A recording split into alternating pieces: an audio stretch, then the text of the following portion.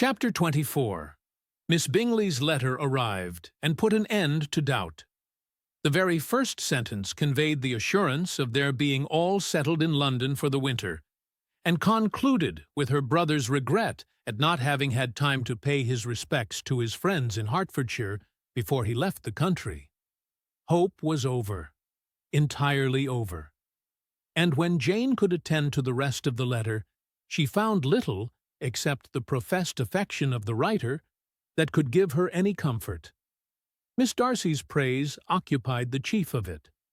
Her many attractions were again dwelt on, and Caroline boasted joyfully of their increasing intimacy, and ventured to predict the accomplishment of the wishes which had been unfolded in her former letter. She wrote also with great pleasure of her brother's being an inmate of Mr. Darcy's house, and mentioned with raptures some plans of the latter with regard to new furniture. Elizabeth, to whom Jane very soon communicated the chief of all this, heard it in silent indignation. Her heart was divided between concern for her sister and resentment against all others. To Caroline's assertion of her brother's being partial to Miss Darcy, she paid no credit. That he was really fond of Jane, she doubted no more than she had ever done, and much as she had always been disposed to like him, she could not think without anger, hardly without contempt, on that easiness of temper, that want of proper resolution, which now made him the slave of his designing friends, and led him to sacrifice of his own happiness to the caprice of their inclination. Had his own happiness, however, been the only sacrifice, he might have been allowed to sport with it in whatever manner he thought best, but her sister's was involved in it, as she thought he must be sensible himself. It was a subject, in short, on which reflection would be long indulged, and must be unavailing. She could think of nothing else, and yet whether Bingley's regard had really died away, or were suppressed by his friend's interference, whether he had been aware of Jane's attachment, or whether it had escaped his observation. Whatever were the case, though her opinion of him must be materially affected by the difference, her sister's situation remained the same, her peace equally wounded. A day or two passed before Jane had courage to speak of her feelings to Elizabeth, but at last, on Mrs. Bennet's leaving them together, after a longer irritation than usual about Netherfield and its master, she could not help saying, "Oh, that my dear mother had more command over herself! She can have no idea of the pain she gives me by her continual reflections on him. But I will not repine. It can not last long. He will be forgot, and we shall all be as we were before." Elizabeth looked at her sister with incredulous solicitude, but said nothing. "You doubt me," cried Jane, slightly colouring. "Indeed, you have no reason. He may live in my memory as the most amiable man of my acquaintance, but that is all. I have nothing either to hope or fear, and nothing to reproach him with. Thank God, I have not that pain. A little time, therefore. I shall certainly try to get the better." With a stronger voice she soon added, "I have this comfort immediately, that it has not been more than an error of fancy on my side, and that it has done no harm to anyone but myself." "My dear Jane," exclaimed Elizabeth, "you are too good. Your sweetness and disinterestedness are really angelic. I do not know what to say to you. I feel as if I had never done you justice or loved you as you deserve." Miss Bennet eagerly disclaimed all extraordinary merit, and threw back the praise on her sister's warm affection. "Nay," said Elizabeth, "this is not fair. You wish to think all the world respectable, and are hurt if I speak ill of any body. I only want to think you perfect, and you set yourself against it. Do not be afraid of my running into any excess, of my encroaching on your privilege of universal goodwill. You need not. There are few people whom I really love, and still fewer of whom I think well. The more I see of the world, the more am I dissatisfied with it, and every day confirms my belief of the inconsistency of all human characters and of the little dependence that can be placed on the appearance of merit or sense. I have met with 2 instances lately. One I will not mention. The other is Charlotte's marriage. It is unaccountable. In every view, it is unaccountable. My dear Lizzie, do not give way to such feelings as these. They will ruin your happiness. You do not make allowance enough for difference of situation and temper.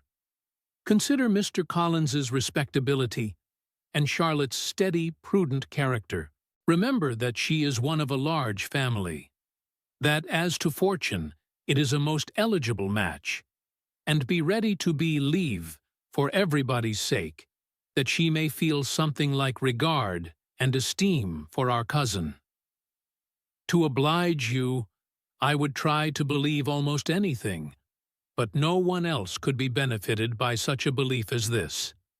For were I persuaded that Charlotte had any regard for him, I should only think worse of her understanding than I now do of her heart.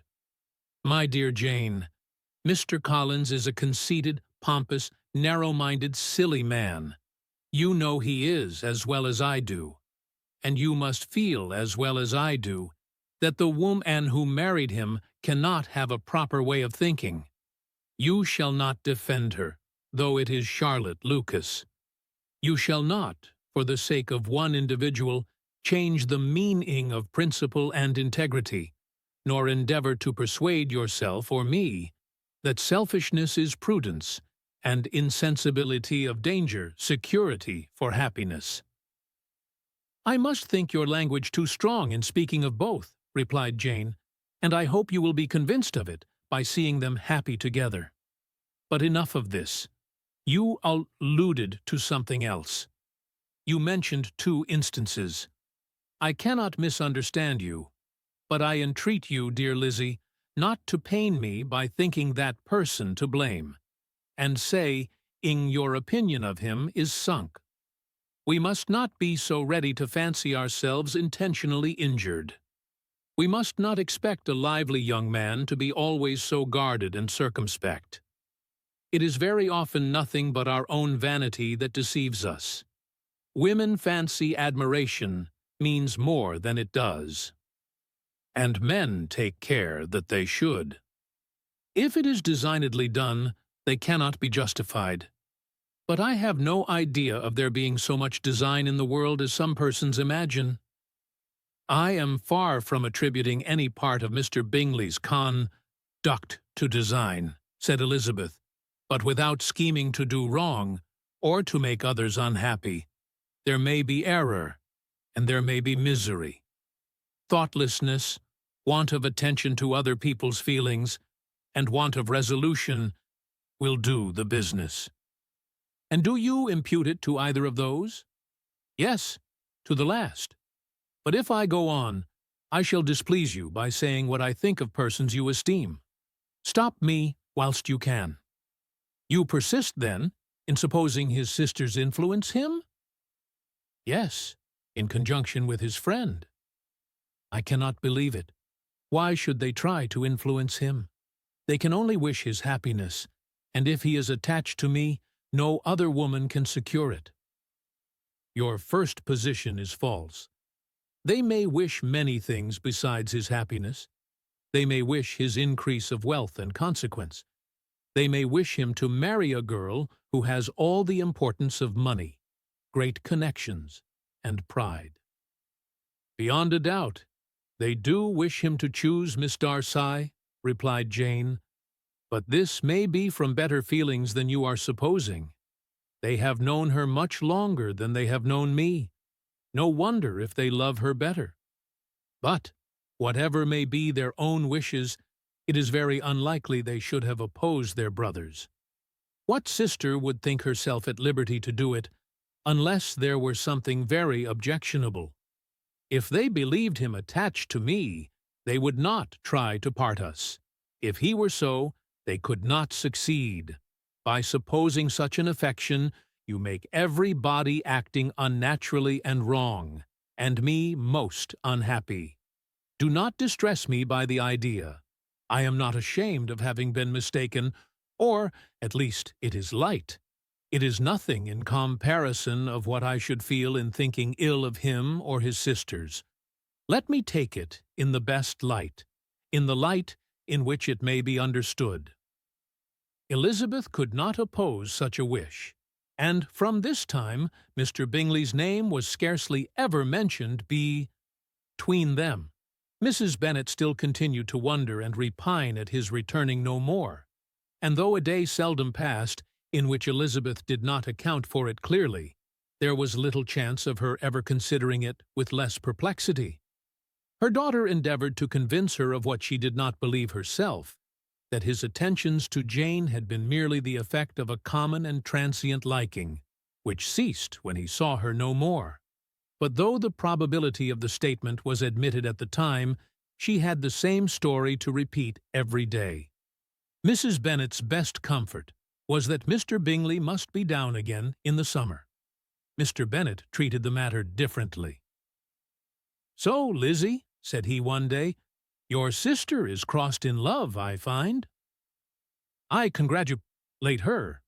Next to being married, a girl likes to be crossed a little in love now and then. It is something to think of, and it gives her a sort of distinction among her companions. When is your turn to come? You will hardly bear to be long outdone by Jane. Now is your time. Here are officers enough in Meryton to disappoint all the young ladies in the country. Let Wickham be your man. He is a pleasant fellow, and would jilt you creditably." "Thank you, sir, but a less agreeable man would satisfy me. We must not all expect Jane's good fortune." "True," said Mr. Bennet, "but it is a comfort to think that whatever of that kind may befall you, you have an affectionate mother who will make the most of it." Mr. Wickham's society was of material service in dispelling the gloom which the late perverse occurrences had thrown on many of the Longbourn family. They saw him often, and to his other recommendations was now added that of general unreserve. The whole of what Elizabeth had already heard, his claims on Mr. Darcy, and all that he had suffered from him, was now openly acknowledged and publicly canvassed, and everybody was pleased to know how much they had always disliked Mr. Darcy before they had known anything of the matter. Miss Bennet was the only creature who could suppose there might be any extenuating circumstances in the case, unknown to the society of Hertfordshire. Her mild and steady candour always pleaded for allowances and urged the possibility of mistakes. But by everybody else Mr. Darcy was condemned as the worst of men.